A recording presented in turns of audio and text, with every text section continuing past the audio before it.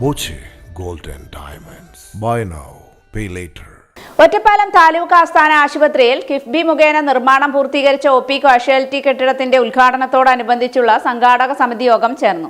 Ottapalam MLA advocate K Premkumar യോഗം ഉദ്ഘാടനം ചെയ്തു.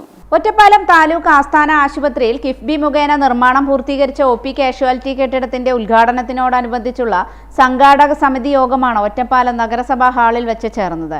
സംഘാടക സമിതി യോഗം അഡ്വക്കേറ്റ് കെ പ്രേംകുമാർ എംഎൽഎ ഉദ്ഘാടനം ചെയ്തു. മെയ് 18-ന് ആരോഗ്യവകുപ്പ് മന്ത്രി വീണ ജോർജ് കെട്ടിടത്തിന്റെ ഉദ്ഘാടനം നിർവഹിക്കും. സംഘാടക സമിതി യോഗത്തിൽ ഒറ്റപ്പാലം നഗരസഭാ ചെയർപേഴ്സൺ കെ ജാനകി ദേവി അധ്യക്ഷത വഹിച്ചു.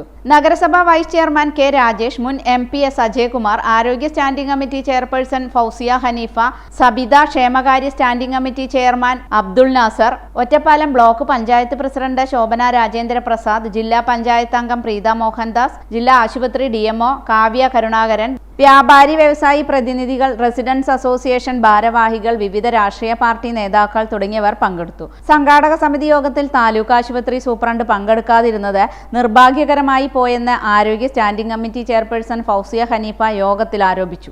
ഒരു 90% വരുന്ന അത്തരം ഉപകരണങ്ങളും നമുക്കിപ്പോൾ ഇവിടെ ലഭ്യമാക്കപ്പെട്ടിട്ടുണ്ട്. ആ നിലയിൽ അത്തരം പ്രവർത്തനങ്ങളെല്ലാം പൂർത്തീകരിച്ച് കേവലം ഒരു കെട്ടിടത്തിന്റെ പൂർത്തീകരണത്തിന്റെ ഉദ്ഘാടനം മാത്രമല്ല, ഉപകരണങ്ങൾ ഉൾപ്പെടെ എല്ലാം സജ്ജമാക്കിയതിന്റെ ഉദ്ഘാടനമായി തന്നെ നടത്തണം എന്ന സർക്കാരിന്റെ താല്പര്യത്തിന്റെ കൂടി ഭാഗമായിട്ടാണ് ഒരൽപ്പം ഉദ്ഘാടനം നീണ്ടുപോയിട്ടുള്ളത്.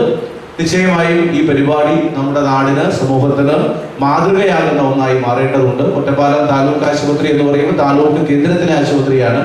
നമ്മുടെ ഈ ആശുപത്രിയുടെ പ്രത്യേകത പാലക്കാട് ജില്ലയിലെയോ ഒറ്റപ്പാലം താലൂക്കിലെയോ രോഗികൾക്കപ്പുറത്ത് തൊട്ടപ്പുറത്തുള്ള തൃശ്ശൂർ ജില്ലയിലെ ഒരുപക്ഷെ ഇവിടെ നിന്ന് 2-3 കിലോമീറ്റർ യാത്ര ചെയ്താൽ എത്താവുന്ന ദൂരമാണ്. മായന്നൂർ പാലം കഴിഞ്ഞാൽ തൃശ്ശൂർ ജില്ലയായി.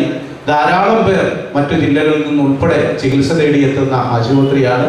ആ നിലയിലെല്ലാമുള്ള പ്രാധാന്യം നമ്മുടെ ആശുപത്രിക്കുണ്ട്.